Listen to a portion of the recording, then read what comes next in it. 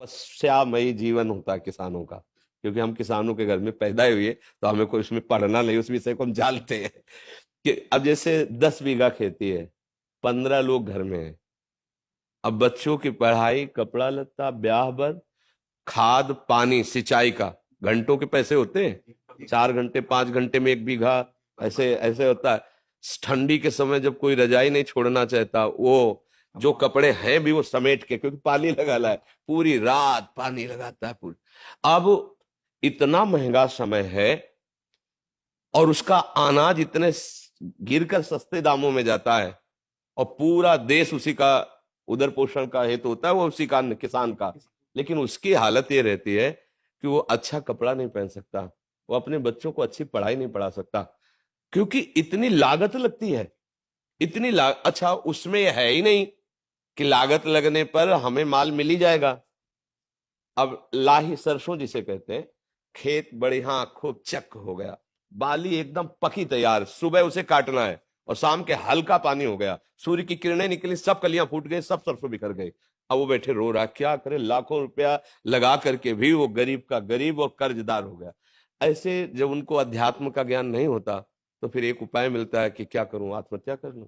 ये हम मतलब पढ़ी लिखी बात नहीं कह रही है, हम समस्या कह रहे हैं। हम लोग जैसे किसान के घर में जन्मे थे ना, तो रात में बादल गरज रहे हैं, पकी फसल गेहूं की खड़ी है, चना की खड़ी है, सरसों की खड़ी है, पूरा परिवार ऐसे बैठा है, राम राम राम राम भगवान, बस 2 दिन का समय दे दो, किसी तरह काट करके हम घर। अब अगर वो 2 दिन में वर्षा हो गई तो पूरे साल की कमाई गई उसकी। अब उसको ना कोई सरकारी सहयोग मिलेगा और ना सामाजिक सहयोग मिलेगा। वो सदैव, इसीलिए जैसे भारत का सैनिक प्राणों की आहुति देने के लिए तैयार है, ऐसे ही सच्ची पूछो तो महान तपस्वी किसान, वो हमारे पूरे देश को भोजन दे रहा है। भाई आप बड़े पदाधिकारी, लेकिन खाओगे तो रोटी दाल ही और वो तो वहां पैदा हो रहा है, मेहनत उसकी देखो। स्कूल से आने के बाद हमें पढ़ने का समय नहीं दिया जाता था, मक्का के खेत है, रखाओ चल के मक्का।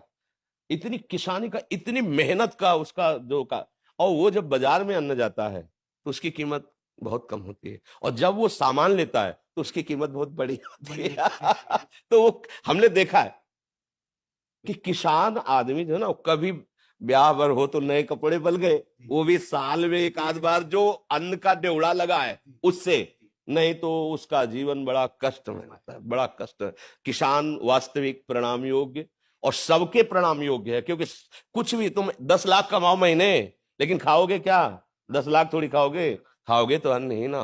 तो उसके, अब ये कि थोड़ा सा आधुनिकता बढ़ गई है, पर वो अन्न में पावर नहीं रहा।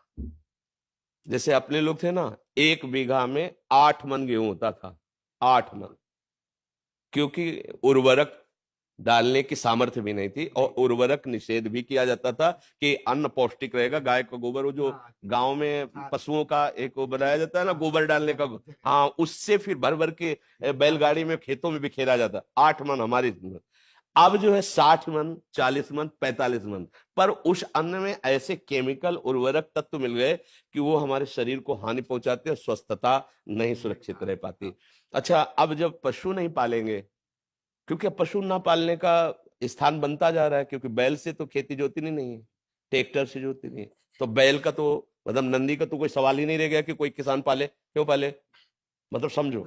अब वो क्या, अब बछड़ा का, बछड़ा होता था ना तो एक हर्ष सा होता था किसान के, ये गाय माता ने बछड़ा दिया, अभी आगे चल करके बैल होकर हमारे हल जोते, मतलब 8-10 गायें तो होती ही थी, और उनका गोबर, उनका दूध, वो पौष्टिकता पर किसान आदमी, अर्थ, जहां अर्थ की बात आती थी, वहां साहूकार सेठों के कर्जे की तरफ सोचना पड़ता था कि भाई अगर 1,000 रुपया लेना है तो फिर 20% में अब उसके, अब वो अगर मतलब 10 रुपए भी चाहता है तो उसे अनाज बेचना है। अब उसको ये देखना है कि हमारे ड्यूड़ा में अगर अनाज कितना है, 1 साल का भोजन उसी से होगा। अब वो बहुत कष्टमय जीवन हमने देखा है, मतलब उसी कुल में पैदा हुए किसानों के, तो देखा है। तो किसान का अगर सरकार से अच्छा सहयोग हो तो भले कुछ हो, नहीं तो वो आज, अच्छा खेती में जैसे आप बार बार उर्वरक डाल रहे हैं तो उसकी क्षमता कम हो रही है, भूमि की क्षमता कम हो रही, वो अन्न फिर उतना नहीं उपजा पाए। अब वो जो केवल किसान है, जिनके लड़के बच्चे नौकरी कर रहे हैं उनको तो ठीक है, खान पीने को खेती से हो गया और अर्थ है, लेकिन जो केवल किसान है, सच्चे मानो एक तपस्वी से कम नहीं है, भारी तपस्या का उनका विषय होता है। तो इसलिए उनकी तो हम वंदना ही कर सकते हैं। उनके विषय में बस यही है कि सरकार सहयोग करे। और तो मतलब किसान चूंकि अब इतना बुद्धि का वो फैलाव नहीं है कि वो छल कपट और संसार, गांव के आज भी लोग हैं, मतलब आज भी है। आपको बताए, आप जैसे चले जाओ, कोई परिचय नहीं है, और आप ऐसे कुछ जरा सा, तो वो एक दामाद की तरह आपका सेवन करेंगे। आओ भैया बैठो, चाय पी लो, भोजन पालो। और यहाँ चले जाओ कॉलोनी में, बगल वाले कमरे में कौन रहा है, कोई परिचय नहीं है, चाहे जितना रोए चिल्लाए कोई पूछेगा नहीं कि तुम क्यों रो रहे हो। और गांव में एक आदमी कष्ट में हो तो सैकड़ों लोग वहां खड़े हो जाएंगे जाके। एक आज भी ऐसा माहौल है। किसान तो जैसे हमारे यहाँ पीछे देश में नारा लगाया जाता है, जय जवान जय किसान, तो इसलिए किसान तो सर्वोपरि है। उसके आगे मतलब आपको लगेगा कह रहे उसके आगे कोई नहीं है। अगर हम संत जन जिन्हें कहा जाता है, तो हम पैदा भी उन्हीं के घरों में हुए हैं और पले भी वही हैं और पोसे भी गए हैं और आज भी उधर वहीं से भर रहा है। आज भी उन्हीं के, अगर कोई भी है तो अन्न कहां से आ रहा है, किसान से तो आ रहा है, कोई ना कोई तो दे रहा है। बड़े बड़े परमहंस जो है भगवदानंद में डूबे हुए घरों में जाके भिक्षा, नारायण हरि लाओ भिक्षा दो, तो वो चाहे भूखा रह जाए पर उसको पवाएगा वो। ये मतलब सहानुभूति उसके हृदय की, हाँ उसकी सह। तो और तो कोई सहयोग कर नहीं सकता, क्योंकि वो ऐसे लोग होते हैं कि ऐसे नहीं कर सकते। ये भी बात है, गरीब हैं, मेहनत करते हैं, पर वो ऐसे नहीं कर सकते।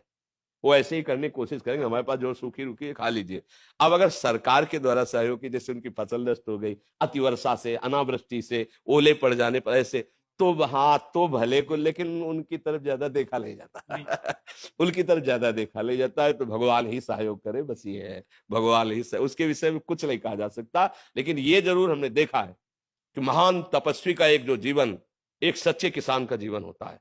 तपस्वी की तपस्या तो फलीभूत होगी, लेकिन उसको फसल मिलेगी कि नहीं, संशय है उसको संशय है कि पता नहीं मिलेगी कि नहीं मिलेगी। तो हाँ, वो अब गेहूं गलेथ में हुआ, गलेथ माने बाली आने वाली है, अब पानी गिरा, हवा चली, गिर गया, अब दाने का वजन खत्म। क्योंकि हम लोग देखा ना कि परिवार के लोग शोक मना रहे हैं कि पूरी फसल गई।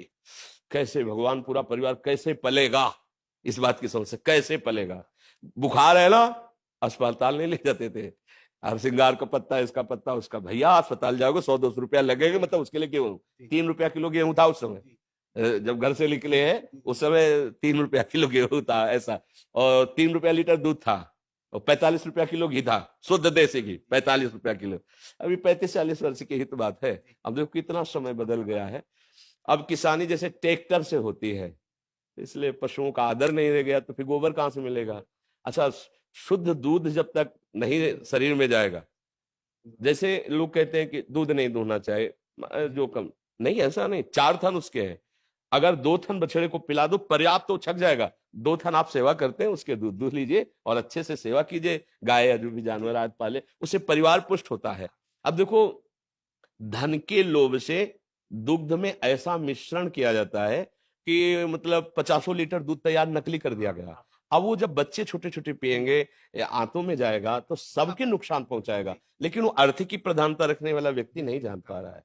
घी जैसा परम पवित्र वस्तु, अगर 1 चम्मच पूरी दाल में घी पड़ जाए तो महक जाती थी, और ऐसे, हाँ, और अब जो है ना, आप घी का स्वाद क्या, अगर उसे मतलब गर्म किया जाए तो बदबू सी आती है, बदबू सी, मतलब अखाद्य पदार्थ खाद्य पदार्थों में मिलाए जा रहे हैं। धीरे धीरे समाज के विचार धन प्रधानता होने के कारण दूषित होते जा रहे हैं। पर किसान को हम प्रणाम करते हैं, वो प्रणाम योग्य ही रहेगा, क्योंकि इतनी मेहनत होती है। चावल थाली में आए तो आप पा लिए, 50 रुपए के ले लिए, लेकिन उतने चावल पैदा करने के लिए उसने कितनी मेहनत की। एक एक पानी गिर रहा है, इतने इतने पानी में धान लगा रहा है, कितनी मेहनत करके उससे पाल पोस के बड़ा करके चंद रुपए उसको मिलते हैं, उसको चंद रुपए ही मिलते हैं। तो ये बहुत तपस्या, और ये भगवान इसीलिए उनके ऊपर शीघ्र प्रसन्न हो जाते। कोई ना कोई साधु महात्मा अगर भोजन पा लिया तो उनका घर पवित्र, उनका कुल पवित्र हो जाता है। और कोई ऐसा हमने गांव में नहीं देखा कि जो रामकृष्ण हरि ना बोले।